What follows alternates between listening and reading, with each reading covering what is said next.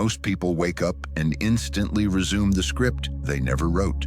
Before the world even touches them, their minds are already replaying pressure, fear, and expectations, calling it normal. But there's a split-second window, a sacred pause. Right before you reach for the phone, before thought hijacks presence, there's a moment where you get to decide who you'll be today.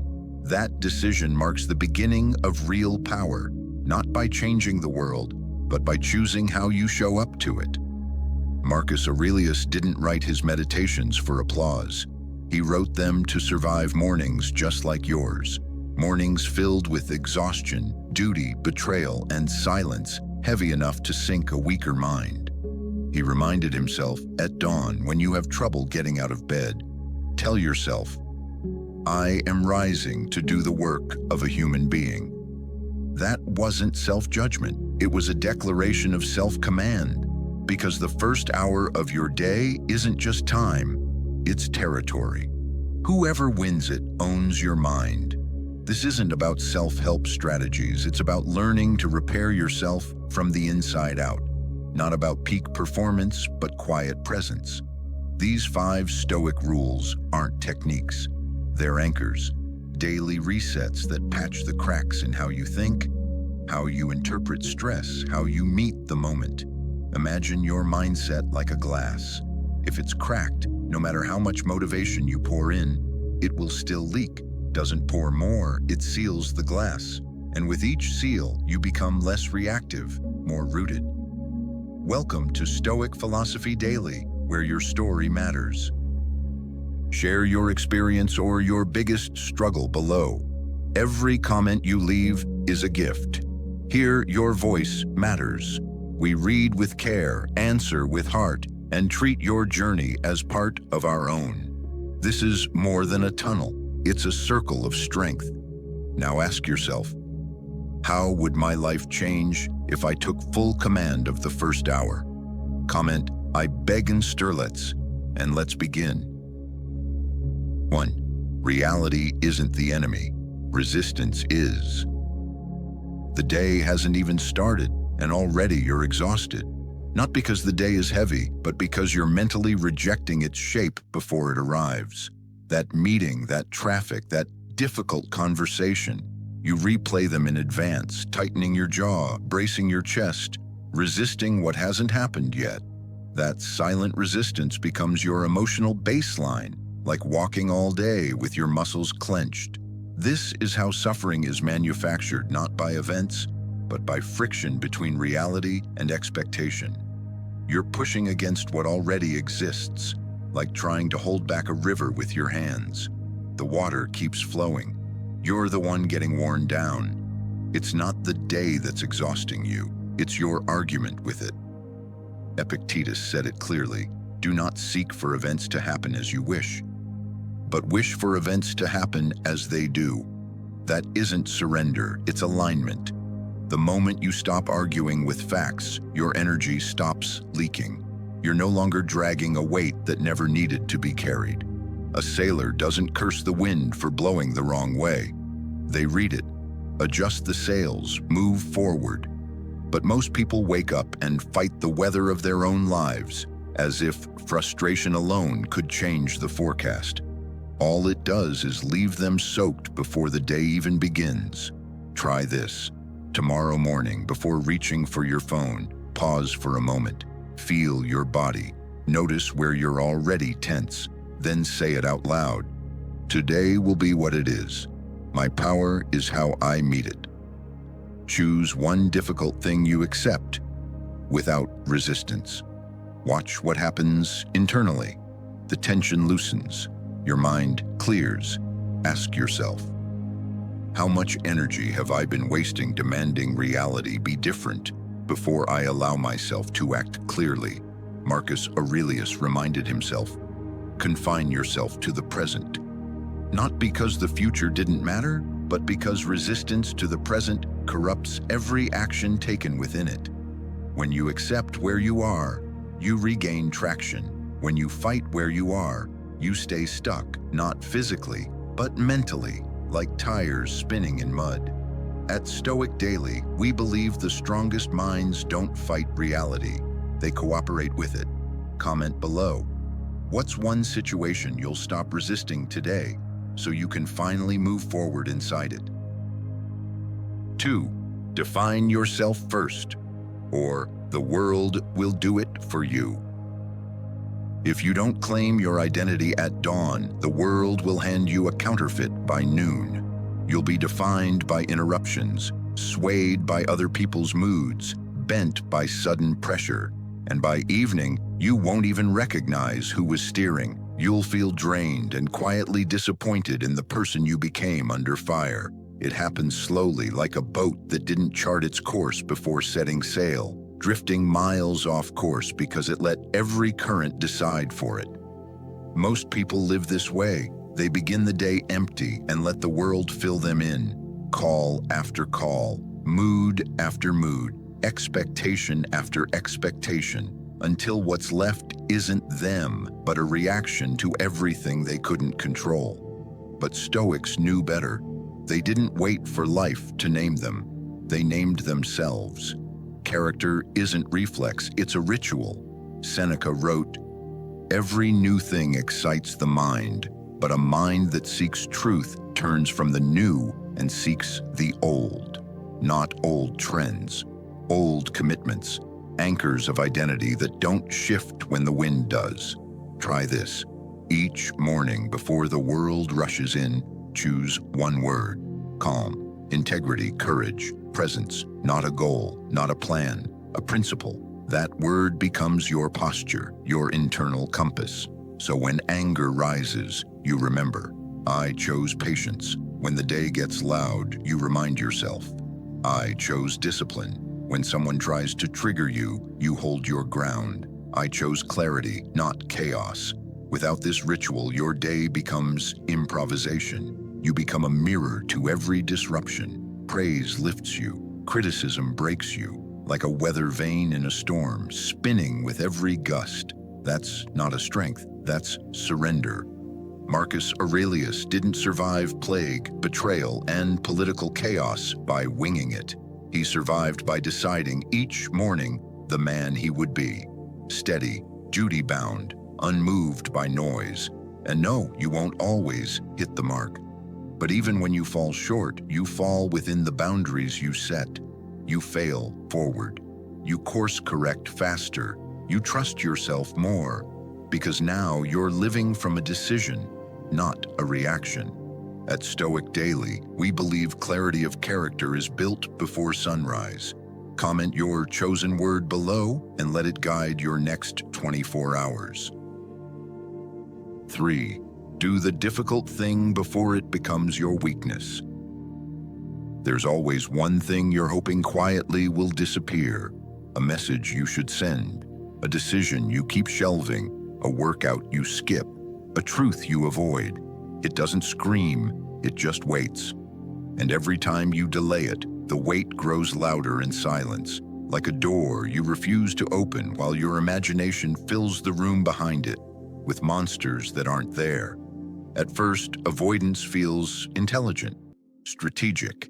You tell yourself you'll deal with it later when you're stronger, calmer, more ready.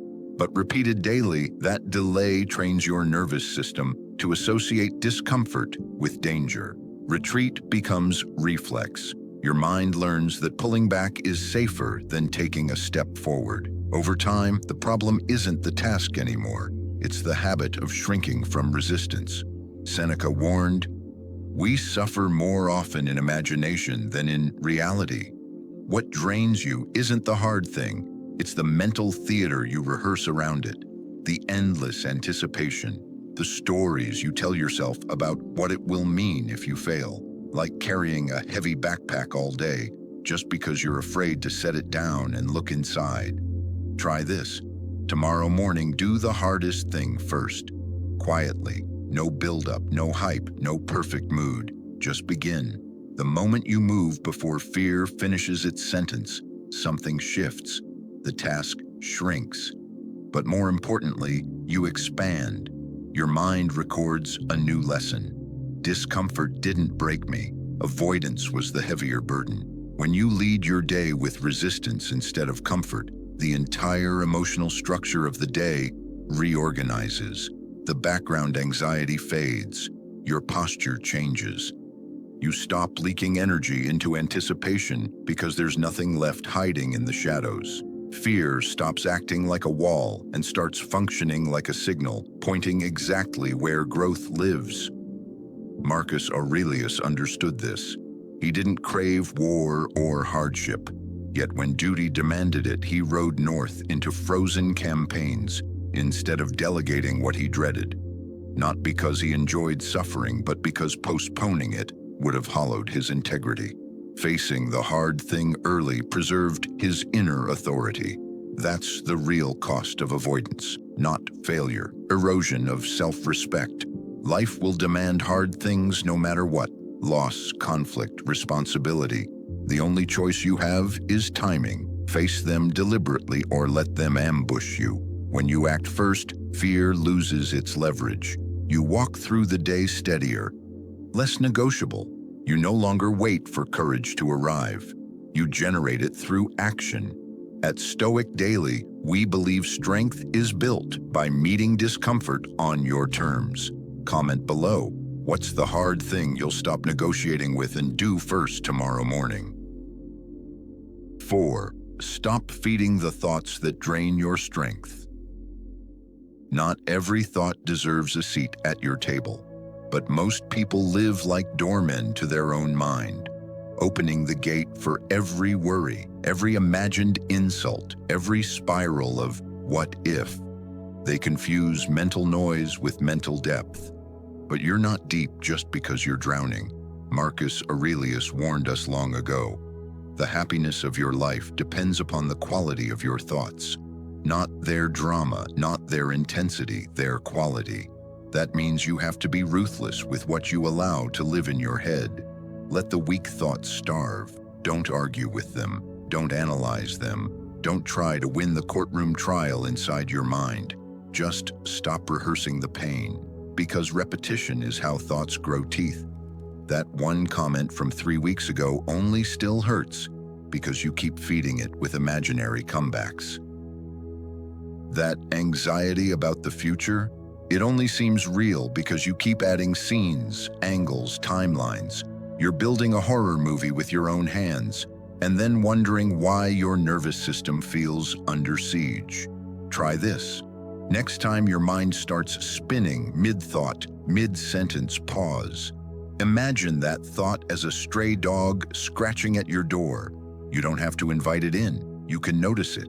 Then walk away. Turn your attention to something physical. Your breath, your feet on the floor, the cold glass in your hand. Something real, something now. This isn't toxic positivity. Stoicism doesn't promise sunshine. It promises clarity. And clarity doesn't come from controlling your thoughts.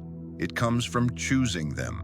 Like a gardener who doesn't rip out every weed, but stops watering what doesn't grow anything worth harvesting. Epictetus said, "We become what we repeatedly think." Every time you indulge fear, you become anxious. Every time you replay resentment, you become bitter. Every time you practice clarity, you become powerful. Your thoughts are like paths in a forest. Walk them enough and they become highways. Choose wisely where you step. Eventually, you'll stop mistaking thoughts for truth. You'll stop feeding weakness just because it feels familiar. That's what mental strength is. No more thinking, but a better choice. At Stoic Daily, we believe your mind is not a trash can. It's a temple. Comment below. What thought have you been feeding that's time to starve? 5. Hold everything lightly because nothing lasts forever. Most people treat bad days like life sentences. A failed meeting can lead to a failed career. One heartbreak feels like the end of love itself. They inflate the moment into forever, then wonder why they feel crushed. But Stoicism teaches us one of the most freeing truths. Nothing is permanent. Marcus Aurelius wrote, "You could leave life right now. Let that determine what you do and say and think." He wasn't being dramatic, he was being precise. Clarity like that cuts through panic. It shrinks the size of your fears and places your pain into proportion. Every morning, this rule requires one mental shift, remembering that today's events will matter little in a year. The crisis won't last. The praise won't last. Even the person whose opinion consumes your mind, they'll forget what you said, the weight you're carrying. Time will lift it anyway. The question is, will you walk lighter before it does? Try this. When you catch yourself spiraling over something, pause and ask, will this still hurt me 30 days from now? If the answer is no, stop giving it the power of forever. Turn that moment into movement. You don't need to rehearse the worst-case scenario to be prepared. You need to return to what's real, this breath, this action, this chance to respond differently. Seneca practiced this at night by reviewing his day as if he were already dead. Not morbid, just honest. When you remember that you are temporary too, you stop wasting time defending your ego. You stop waiting for perfect peace to act. You move now. Because life is urgent, but panic is optional. It's easy to forget, but our brains are wired to cling to familiar patterns. The mind confuses repetition with importance, so it tells you the bad moment will return forever. It loops heartbreak into identity. It turns rejection into prophecy. You don't just feel sadness. You become someone who fears feeling sad again. That's how impermanence becomes distorted. We try to deny it, so it traps us. But what if you saw moments like waves? Some are beautiful, others violent, but none stay. And if you try to cling to a wave, joy or pain, it will drag you under. Float with it, and you learn to breathe through both. The Stoic doesn't surf life, hoping only for calm seas. They train to stay balanced even when it storms. At Stoic Daily, we believe impermanence isn't something to fear. It's what gives your actions weight. Comment below, what's one fear you've been giving too much power? Share it and release it. One morning at a time. So, which rule hit you hardest? Which one whispered a truth you've been avoiding? Don't let it stay a whisper. Say it out loud. Share it with someone you trust. Send it to someone still stuck in the cycle of mental noise. Remind them you don't need perfect peace to begin, just one honest decision. Suppose you're serious about building a mindset that doesn't collapse under pressure, that doesn't wait for conditions to be perfect, that sharpens itself in the quiet, daily repetitions of choice. Then subscribe and stay with us. You're not doing this alone. Come back to this tomorrow morning. Pick one rule. Live it before the world asks anything from you. Because the truth is, transformation isn't loud. It's not dramatic. It's built in quiet moments, in repetition, not revelation, in choosing to act ready even when you don't feel ready. Again and again and again. The morning doesn't care who you were. It only waits to see who you're willing to become now. At Stoic Philosophy Daily, we believe change isn't a moment, it's a rhythm, one honest morning at a time. Comment below, what's the one rule you'll carry into tomorrow? If you're seeking more, discover the full path on my channel, Stoic Philosophy Daily.